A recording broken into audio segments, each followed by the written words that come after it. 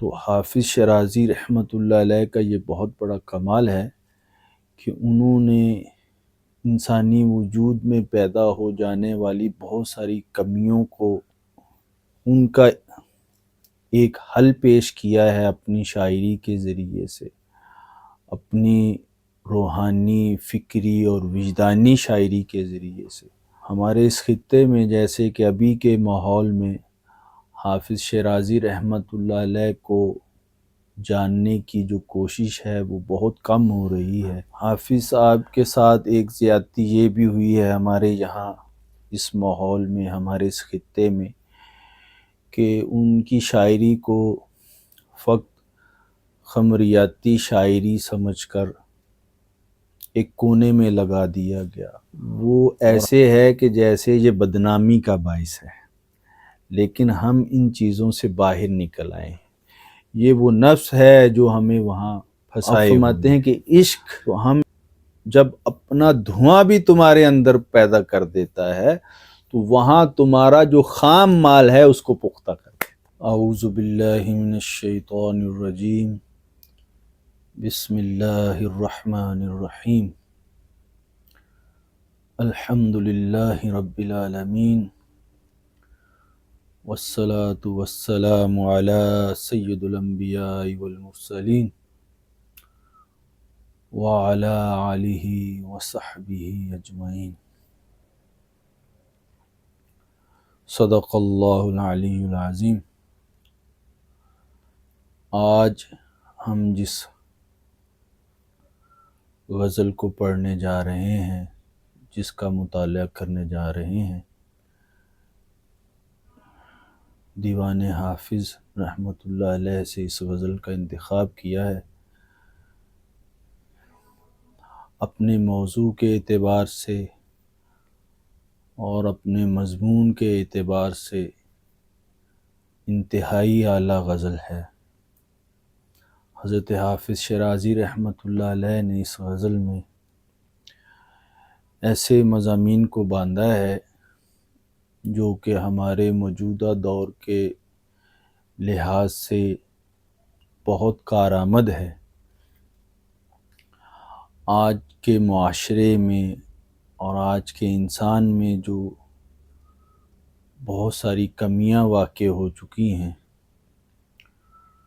جیسے کہ ان چیزوں کو اگر ہم اپنے اوپر اتار لیں، اپنے اندر ان چیزوں کو پیدا کر لینے کے بعد اس پر عمل پیرا ہو جائیں، تو ہمارے اندر واقع بہت بڑی کمیاں جو ہیں، بہت بڑی خامیاں جو ہیں، ان کا جیسے ازالہ ہو جائے، اور ہمارے اندر جو ایک روحانی کمی واقع ہو چکی ہے، جو ذہنی اور شعوری ایک انتشار پیدا ہو چکا ہے، وہ اپنی تکمیل کی طرف چلا جائے۔ تو حافظ شیرازی رحمۃ اللہ علیہ کا یہ بہت بڑا کمال ہے کہ انہوں نے انسانی وجود میں پیدا ہو جانے والی بہت ساری کمیوں کو ان کا ایک حل پیش کیا ہے اپنی شاعری کے ذریعے سے، اپنی روحانی، فکری اور وجدانی شاعری کے ذریعے سے۔ ہمارے اس خطے میں جیسے کہ ابھی کے ماحول میں حافظ شیرازی رحمۃ اللہ علیہ کو جاننے کی جو کوشش ہے وہ بہت کم ہو رہی ہے۔ ان کا نام، ان کی شاعری جیسے کہ اس پوری عالم دنیا میں ایک ایسی آواز ہے جو کہ اپنی ایک انفرادی حیثیت بھی رکھتی ہے، اور اس کے ساتھ ساتھ انہوں نے ہر دور میں اپنے سننے والوں کو، اپنے پڑھنے والوں کو جیسے کہ ایک تکمیلی حیثیت کی طرف لے کے گئے ہیں، وہاں ان کی روحانی، ذہنی اور قلبی تشفی بھی کی ہے۔ تو یہ بھی ہمیں چیزوں کو سوچنا ہے، پکڑنا ہے۔ حافظ صاحب کا مطالعہ کرتے ہوئے، تو یہاں ان کے ساتھ تعلق میں جاتے ہوئے کچھ چیزوں کو سمجھنا پہلے سے بہت ضروری ہے۔ حافظ صاحب کے ساتھ ایک زیادتی یہ بھی ہوئی ہے ہمارے یہاں اس ماحول میں، ہمارے اس خطے میں، کہ ان کی شاعری کو فقط خمریاتی شاعری سمجھ کر ایک کونے میں لگا دیا گیا، اور حافظ صاحب کی جو ایک روحانی اور عرفانی حیثیت تھی اس کو سامنے نہیں رکھا گیا، اس کو مد نظر نہیں رکھا گیا، اور ان کی جو شاعری تھی اس کو محض ایک وہ شاعری جو کہ ایک عام شاعر شاعری کرتا ہے، جیسے کہ اس جیسی شاعری اور ان جیسی شخصیت سمجھ کر ان کے ساتھ تعلق رکھا گیا ہے، جیسے کہ یہ حافظ صاحب کے ساتھ ایک زیادتی والا عمل کیا گیا ہے۔ ہمارے اس خطے میں کم از کم ایسا ہی ہوا ہے، جو کہ نہیں ہونا چاہیے تھا۔ اس میں بہت بڑے لوگ بھی شامل رہے ہیں، تو ہمیں یہ چاہیے کہ کم از کم اتنی بڑی شخصیات جو کہ ایک اپنے پیچھے ایک پوری روایت علم یا ایک پورا سلسلہ چھوڑ کے جا رہے ہیں، ان کے ساتھ تعلق میں رہتے ہوئے ان کے جو مفید پہلو ہیں، ایسے پہلو کہ جس سے انہوں نے ہر ایک ذہن کو سیراب کیا ہے، فائدہ دیا ہے، ان سے وہ چیزیں لیں، اور وہاں ہمارے اندر جو کمیاں واقع ہو چکی ہیں، ہمارے اندر جو خامیاں آ چکی ہیں، ان کا حل نکالیں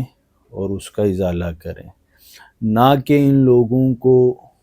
اپنی کسی کمی اور کوتاہی کی بنیاد پر چھوٹا دکھا دیتے۔ یہ ایک بڑی خامی ہے ہم لوگوں میں کہ ہم خود وہاں ایک کوتا نظر ہوتے ہیں، اور ہمیں لگ رہا ہوتا ہے کہ سامنے والا وہاں چھوٹا ہے۔ تو جیسے کہ ہم لوگوں میں یہ چیز اب آ گئی ہے کہ ہم خود وہاں چھوٹے ہیں، لیکن اپنی اس علمی کمی کی بنیاد پر، لا علمی کی بنیاد پر، جاہلیت کی بنیاد پر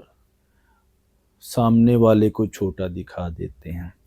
تو کم از کم ہم لوگوں کو بھی اس بات کا ادراک ہونا چاہیے کہ ہم اپنی علمی سطح پر کہاں کھڑے ہوئے ہیں، تو وہاں ان لوگوں پر بات کرتے ہوئے احتیاط سے کام لیں، اور کوشش کریں کہ ان لوگوں نے وہاں جو اس پوری روایت علم کو،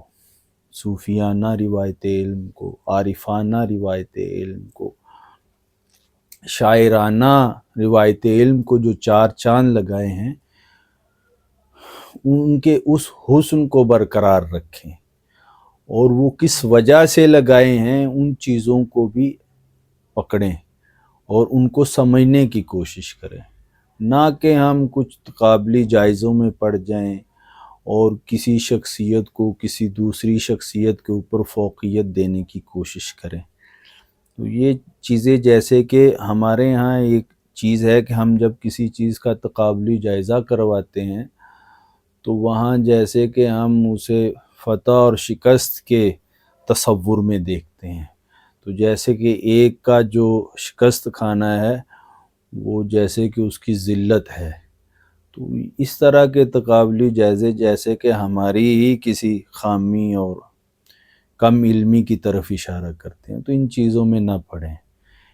اس طرح کی جو معروف شخصیات ہیں ان کے ساتھ تعلق میں رہیں، اور ان کے جو ایک بڑا کردار ہے اس کو سمجھنے کی کوشش کریں، اور ان کے جو مفید پہلو ہیں جن سے سب لوگوں کو فائدہ ہو سکتا ہے، ہمیں بھی، ہم سے باہر دوسرے لوگوں کو بھی، ان چیزوں کو اجاگر کریں۔ تو حافظ صاحب کو پڑھتے ہوئے ہم ان چیزوں کو مد نظر رکھتے ہیں کہ ان کے جو مفید پہلو جن سے انہوں نے ہر ایک شخص کو سیراب کیا ہے، وہاں اپنوں کو بھی انہوں نے نوازا ہے، اور اپنے سے باہر جو غیر تھے ان کو بھی انہوں نے ان چیزوں کو پہنچایا ہے۔ ایسا شخص جس کے سارے رنگ آفاقی ہوں، فطرت کے ساتھ جڑے ہوئے ہوں، اپنے ماحول کے ساتھ جڑے ہوئے ہوں، اور وہاں ہر جگہ پر جو شخص آپ کو نصیحت کرتا نظر آئے اور آپ کو سنوارنے ہی کا کوئی عمل کرتا ہوا نظر آئے، وہ چھوٹا کیسے ہو سکتا ہے؟ اس کی شاعری خمریاتی بظاہر نظر آنے والی شاعری جو ہے وہ ایک بڑی شاعری ہے، جن سے انہوں نے بڑے رنگ پیدا کر کے دکھائے ہیں، انہوں نے وہاں سے بڑے جوہر دکھائے ہیں۔ یہاں ایسی ایسی شخصیات ہوئی ہیں جن کے بڑے بڑے دیوان تھے، لیکن وہ کسی کے کام نہ آ سکے، آج ان کا کوئی نام لیوا نہیں ہے، وہ فقط تاریخ کا حصہ ہیں۔ اور یہ ایسے لوگ تھے کہ وہ اپنے زمانے میں بھی زندہ رہے اور اپنے زمانے کے بعد بھی زندہ ہیں، اور آئندہ آنے والے زمانوں میں بھی زندہ رہیں گے۔ ایسی آفاقی شاعری، اور ان پر جب ہم لوگ کلام کرتے ہیں تو وہاں جیسے کہ ہمارے اندر ایک احتیاط کا پہلو نہیں ہوتا، ان پر لب کشائی کرتے ہوئے جیسے کہ ہم بعض اوقات ایسے جملے بول جاتے ہیں جو کہ ان کی شان کے لائق نہیں ہوتے، تو اس سے احتیاط کرنا چاہیے۔ تو آج کی غزل بھی ایسی ہی غزل ہے جس میں حضرت حافظ شیرازی رحمۃ اللہ علیہ ہمیں پہلے سے کچھ چیزوں کو احتیاطی طور پر ہمارے ذہن میں اور ہمارے دل میں وہ رکھنے کو کہتے ہیں کہ یہ چیزیں کر لو، وہاں تمہاری شعوری، روحانی اور قلبی تکمیل ہو جائے گی۔ تو اس میں کچھ شرائط ہیں، کچھ آداب ہیں جن کو وہ کہہ رہے ہیں کہ پہلے سے مد نظر رکھو۔ تو آغاز کرتے ہیں، تو فرماتے ہیں ساکیا برخیزو درد جام را، خاک بر سر کن غم ایام را، کہ اے ہمارے ساکی اٹھ اور ہمیں اپنا جام معرفت پلا دے۔ حضرت حافظ شیرازی رحمۃ اللہ علیہ کے ہاں یہ ساکی ایسا ساکی ہے کہ جو ایک استاد بھی ہے، ایک مربی بھی ہے، ایک راہبر بھی ہے، ایک ہادی بھی ہے، ایک فنکار بھی ہے، ایک مرشد بھی ہے، یعنی کہ ہمارے ماحول میں موجود ہر وہ شخص جو جہاں بیٹھا ہوا رہنمائی کا کام کر رہا ہے، سیرابی کا کام کر رہا ہے، خواہ وہ کسی بھی فن سے تعلق رکھتا ہے، لیکن وہ اس فن کے ذریعے سے تعلق باللہ کا کام کر رہا ہے، وہاں سے وہ حقیقت کے ساتھ جوڑ رہا ہے، وہاں اس کا بنیادی تعلق حقیقت کو آشکار کرنا ہے۔ تو یہاں حافظ شیرازی رحمۃ اللہ علیہ جب ساکی کا ذکر کرتے ہیں تو اس میں ہمارے ماحول میں موجود ہر وہ شخص ان کا جیسے کہ اشارہ اس کی طرف ہوتا ہے جو حقیقت کی طرف لے کر چل رہا ہے۔ لازم نہیں ہے کہ خانقاہ میں بیٹھا ہوا شخص ہی حقیقت کا کام کر رہا ہے، حقیقت کی طرف لے کے جا رہا ہے۔ یہاں ہمارے ہاں موجود ماحول میں ہر وہ شخص خواہ وہ کسی فن کے ذریعے سے ہی وہ حقیقت کا کام کر رہا ہے تو وہ ساکی ہے، وہ کسی بھی فن کی صورت میں ہو سکتا ہے۔ تو اگر وہ حقیقت کی طرف لے کے جا رہا ہے تو وہ ساکی ہے، وہ استاد بھی ہو سکتا ہے، وہ کوئی فنکار بھی ہو سکتا ہے، وہ راہبر بھی ہو سکتا ہے، وہ مرشد بھی ہو سکتا ہے۔ تو کام اگر حقیقت کو آشکار کرنا ہے تو وہ ساکی کے درجے پر ہے۔ تو اس کی طرف کہ جہاں جہاں تم حقیقت کو جاننے کا علم حاصل کر رہے ہو وہاں وہاں اپنے ساکی کو ڈھونڈو اور اس سے اپنا جام طلب کرو، اپنا جام معرفت طلب کرو۔ تو کہہ رہے ہیں کہ جہاں جہاں تم تعلق میں ہو ایسے وہاں وہاں اپنے ساکی سے اپنا جام معرفت طلب کر لو۔ فرما رہے ہیں ساکیا برخیزو درد جام را، ایسا کی اٹھ اور ہمیں جام معرفت پلا دے، خاک بر سر کن غم ایام را، اور جب تو ہمیں یہ شراب معرفت پلا دے گا تو اس کا اثر کیا ہوگا کہ پھر جو غم ایام ہیں، یہ جو مصائب ہیں، یہ جو آلام ہیں، ان کے سر پر خاک ڈال دے گا، یعنی کہ ان کے سر پر خاک ڈال دے، ہمیں شراب معرفت پلا دے، اور اس کا یہ اثر یہ ہوگا کہ جو غم ایام ہیں ان کے سر پہ خاک ڈل جائے گی۔ تو یہ دیکھیں کتنا بڑا وہ کام کر کے دکھا رہے ہیں کہ جہاں جہاں تعلق میں ہو وہاں وہاں حقیقت کو لو، اور کیا ہے کہ یہاں جو تم مختلف مصائب میں پڑے ہوئے ہو، زمانے کے غموں میں مبتلا ہو، مارے مارے پھر رہے ہو، وہاں تمہارا علاج ہو جائے گا۔ تو اپنا اپنا ساقی ڈھونڈ لو، جہاں تمہیں تمہارا ساقی ملتا چلا جائے گا وہاں تمہارا جو علاج ہے وہ ہوتا چلا جائے گا، وہاں تمہارے اوپر جو غم ایام ہیں ان کا جو بوجھ ہے وہ اتر جائے گا۔ تو آگے فرماتے ہیں ساغرے میں در کفم نے تاز سر، برکشم این دل کے ازرق فام را۔ تو کہتے ہیں کہ اب وہ جو شراب کا پیالہ ہے وہ ہمارے ہاتھ پہ رکھ دے تاکہ ہم اپنے سر سے کیا کریں، برکشم این دل کے ازرق فام را، یہ جو ہم نے نیلگوں گودڑی پہن رکھی ہے اس کو اتار سکیں، یہ جو ہم نے زاہدانہ گودڑی پہن رکھی ہے اس کو اتار دیں، یہ جو ہم نے ظاہری فقر کو اختیار کر رکھا ہے، لوگوں کو دکھاوے کے لیے جو جبہ و قبا پہن رکھا ہے اس کو اتار دیں۔ جب حقیقت ہمارے اندر آ جائے گی تو پھر ہم کسی بھی ظاہری رسم و راہ کے جو ہیں وہ پابند نہیں رہ جائیں گے۔ تو ہماری صوفی روایت میں پہلے جو صوفیاء نے لباس منتخب کیا تھا پہننے کے لیے، روایتی لباس، وہ نیلگوں گدڑی تھی، نیلے رنگ کی گدڑی پہنتے تھے، اور یہ جیسے کہ پہلے صوفیاء کا لباس تھا ایک نشانی کے طور پر جو انہوں نے اختیار کیا۔ تو اب اسی کی طرف اشارہ فرما رہے ہیں کہ یہ جو رسم ہے اس کو ہم جو ہیں وہ ترک کر دیں۔ جب حقیقت ہمارے اندر آ جائے گی تو پھر یہ جو ظاہری رسمیں ہیں ان کو چھوڑ دینا بہتر ہے۔ اصل وہ حقیقی رنگ ہے جو اپنے اندر پیدا کرنا ہے، تو وہ کس سے پیدا ہوگا؟ جب ہمارا ساقی جو ہے وہ ہمیں شراب معرفت پلا دے گا، وہ جو جام ہے وہ ہمارے ہاتھ میں آ جائے گا، تو جیسے ہی وہ ہاتھ میں آئے گا ہم پئیں گے، تو اب ہم کسی رسم و راہ کے جو ہیں وہ پابند نہیں رہ جائیں گے کہ اب یہاں رہتے ہوئے اس چیز کو اس طریقے سے کرنا ہے، کیونکہ اس کا تعلق جو ہے وہ ہمارے ظاہر کے ساتھ ہے، اور حقیقت جب آپ کے اندر آ جاتی ہے تو اس طرح کی ظاہری جو رسمیں ہیں جو کہ وہ اصول کی سطح پر نہیں ہوتی، عقائد کی سطح پر نہیں ہوتی، بنیادی حیثیت میں نہیں ہوتی، تو ان کا پابند نہیں رہا جاتا،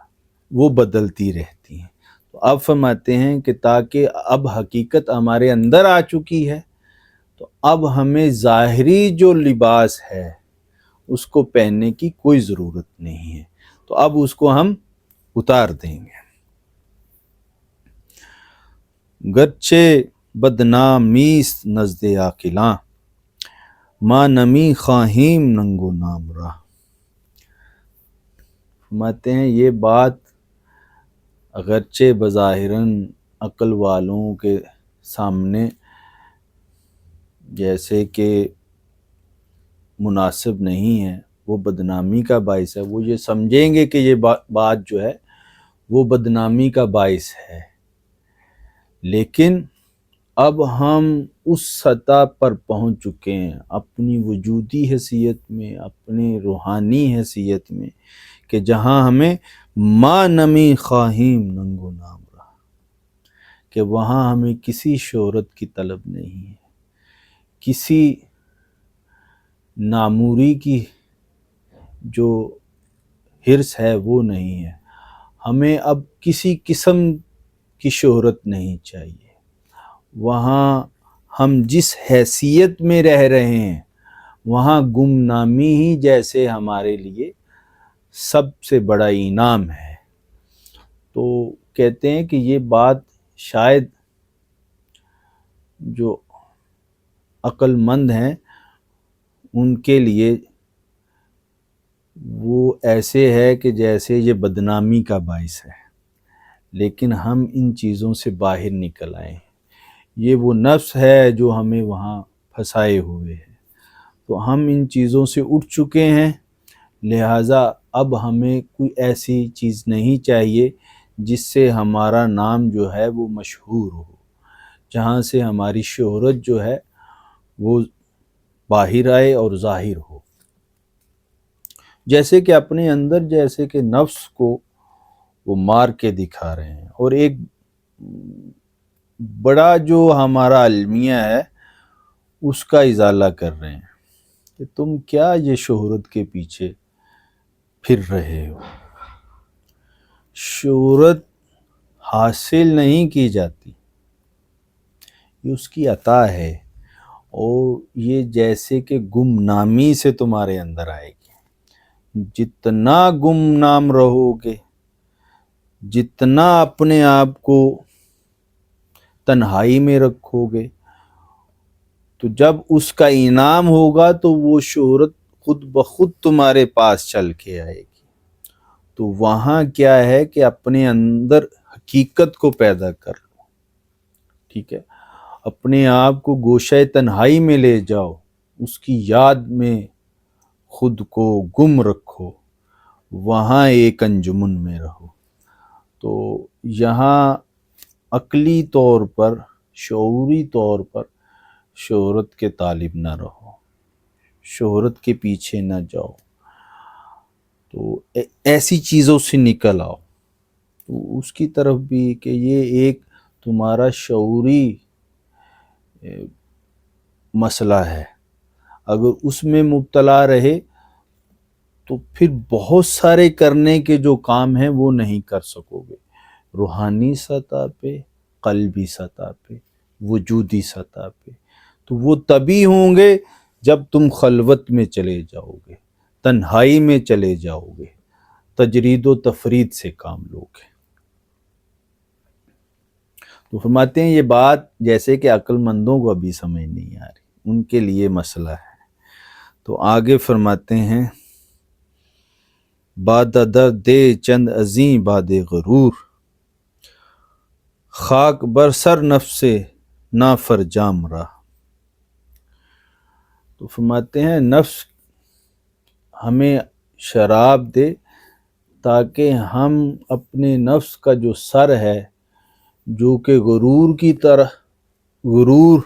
کی وجہ سے اٹھ رہا ہے، اس کے سر میں خاک ڈال سکے۔ تو وہ ساقی جو ہے وہ اب ہمیں وہ شراب معرفت پلا دے گا، ہمیں وہ جام پلا دے گا، اور پھر وہی جام ہمارے ہاتھ میں دے دے گا۔ تو اگر وہ جام ہمارے ہاتھ میں آ جاتا ہے تو پھر اس نفس امارہ کے سر میں ہم خاک ڈال سکتے ہیں۔ تو آگے فرماتے ہیں دود آہے سینہ سوزان من، سوخت این افسردگان خام را۔ فرماتے ہیں عشق کی وجہ سے ہمارے سینے میں اٹھنے والا جو دھواں ہے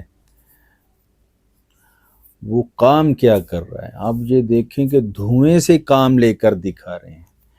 کہ عشق کا اٹھنے والا دھواں کیا کام کرتا ہے۔ آگ تو بہت بڑی بات ہے، اب وہ جو دھواں اٹھ رہا ہے سینے میں عشق کی وجہ سے، سوخت این افسردگان خام رہا، تو اس نے وہاں خام پڑے ہوئے جو وجود تھے، جو کچا مال پڑا ہوا تھا، جو ہماری شعوری کمی کی صورت میں تھا، جو ہماری عقلی کمی کی وجہ سے تھا، جو ہماری کسی بھی جبلی خامی کی وجہ سے تھا، اس کو پختہ کر دیا، اس کو مکمل کر دیا۔ تو اب فرماتے ہیں کہ عشق جب اپنا دھواں بھی تمہارے اندر پیدا کر دیتا ہے تو وہاں تمہارا جو خام مال ہے اس کو پختہ کر دیتا ہے۔ تو عشق کا دھواں یہ کمال رکھتا ہے، تو وہاں عشق کو اپنے اندر پیدا کر لو۔ اگر وہ تمہارے اندر پیدا ہو گیا تو وہاں تمہارا پڑا ہوا تمام خام مال جو تمہاری شعوری، قلبی اور روحانی سطح پر واقع ہو چکا ہے اس کو پختہ کر دے گا۔ تو آگے فرماتے ہیں محرم راز دل شیدائے من، کس نمی بینم ز خاص و عام راہ۔ فرماتے ہیں کہ اب اس زمانے میں ہمیں ایک مسئلہ درپیش ہے، وہ یہ ہے کہ ہمارے اس شیدائی دل کو کوئی محرم راز نہیں مل رہا۔ ہم نے بہت خاص و عام میں ڈھونڈا ہے کہ ہمیں ہمارا کوئی محرم راز مل جائے جو ہمارے رازوں کو اپنے اندر رکھ سکے۔ تو فرماتے ہیں ہم نے بہت ڈھونڈا، نہ ہمیں عاموں میں وہ ملا نہ وہ خاصوں میں ملا۔ ہمارا درد ہمارے اندر ہی ہے، ہمارا ہجر ہمارے اندر ہی ہے، ہم خود ہی اپنے محرم راز ہیں۔ تو جیسے ہمیں بھی وہ یہ یہاں ایک نصیحت کر رہے ہیں کہ جب ہم یہ کوشش کر چکے، جب ہم جیسوں کو کوئی محرم راز نہیں ملا، تو اب تمہارے لیے بھی ایک نصیحت ہے، وہ یہ ہے کہ اپنے محرم راز خود بن جاؤ۔ اگر تم میں اپنے محرم راز بننے کی صلاحیت نہیں ہے تو پھر بھی تم میں ایک کمی واقع ہو جائے گی، کیونکہ باہر کوئی بھی خاص و عام ایسا نہیں ہے کہ جو تمہارا محرم راز بن سکے۔ تو آج کا زمانہ جس زمانے میں ہم جی رہے ہیں تو یہاں اس طرح کی توقع رکھنا وہ جیسے کہ دیوانے کا خواب ہے۔ تو جیسے کہ وہ قبل از وقت ہمیں اس کی طرف اشارہ کر رہے ہیں کہ اگر اپنی وجودی تکمیل چاہتے ہو، وہاں سکون میں رہنا چاہتے ہو، ایک راحت میں رہنا چاہتے ہو، تو اپنے محرم راز خود بن جاؤ، اسی میں ہی تمہاری خیر ہے۔ تو آگے فرماتے ہیں بدل آرام مرا خاطر خوش است، کز دلم یک بارہ برد آرام راہ۔ فرماتے ہیں ہمارا محبوب ایسا ہے کہ اس سے ہماری طبیعت خوش ہے، اور اس کی ایک وجہ ہے، وہ یہ ہے کہ کز دلم یک بارے برد آرام راہ، کہ اس نے ایک لمحے میں ہمارے دل کو بے قرار کر دیا، اور وہاں سے آرام جو ہے وہ غائب ہو چکا ہے، اور ہمیں وہاں ایسا درد دیا ہے، ایسا غم دیا ہے، ایسا ذوق و شوق عطا کیا ہے، ایسی طلب ہم میں پیدا کی ہے کہ ہمیں اپنا وہ آرام چھوڑنا جو ہے وہ خوشی کا باعث لگ رہا ہے، کہ ہاں وہ درد جو ہے وہ ہمارے لیے سکون کا باعث ہے، وہ جو غم ہے وہ ہمارے لیے راحت کا باعث ہے، وہاں جو طلب ہے وہ ہماری سیرابی کا باعث ہے، ہماری کسی کمی کا ازالہ ہے۔ تو کہتے ہیں یہ ہمارا محبوب ایسا محبوب ہے، تو ہم اس لیے اس سے خوش ہیں کہ اس نے ہمارا جو ظاہری آرام ہے وہ ہم سے چھین لیا ہے، اور وہاں جو باطنی سکون ہے، وہاں جو باطنی لذتیں ہیں وہ ہمیں عطا کر دی ہیں، اپنے درد کی صورت میں، اپنے غم کی صورت میں، اپنے ذوق و شوق کی صورت میں، اپنی طلب کی صورت میں۔ تو آگے فرماتے ہیں ننگر دیگر بسرو اندر چمن، ہر کے دیداں سرو سیم اندام راہ۔ تو فرماتے ہیں کہ اس چمن میں، اس جہان کے چمن میں پھر وہ ایسے سرو کو نہیں دیکھے گا جس نے ہمارے چاندی جیسے سرو کو دیکھ لیا، جس نے حقیقت کو دیکھ لیا، پھر وہاں وہ کسی مجاز کی طرف مائل نہیں ہوگا، ایسے مجاز کی طرف جو کہ محض جبلت ہو، جو محض شہوت ہو، محض ہمارا شعوری تعلق ہو۔ وہ ایسے کسی وجود کی طرف مائل نہیں ہوگا جس نے حقیقت کو دیکھ لیا، حقیقت کو چکھ لیا، حقیقت ہی کی طرف وہ مائل ہو گیا۔ تو اب فرماتے ہیں اثر دنیا گزشتی غم مخور، خوش بخور ہم خوش بدر ایام را۔ تو فرماتے ہیں کہ اے حافظ، جب تو دنیا کی سختی سے گزر جائے گا تو ایک دن ضرور اس سے گزر جائے گا، غم نہ کر۔ تو آگے کیا کہتے ہیں، خوش بخور ہم خوش بدار انجام را، بس اچھی طرح کھا اور پی، اس کی روحانی لذتوں کو کھا اور پی، وہاں ظاہری لذتیں جو ہیں روحانی ان سے بھی فائدہ اٹھا، جو باطنی لذتیں ہیں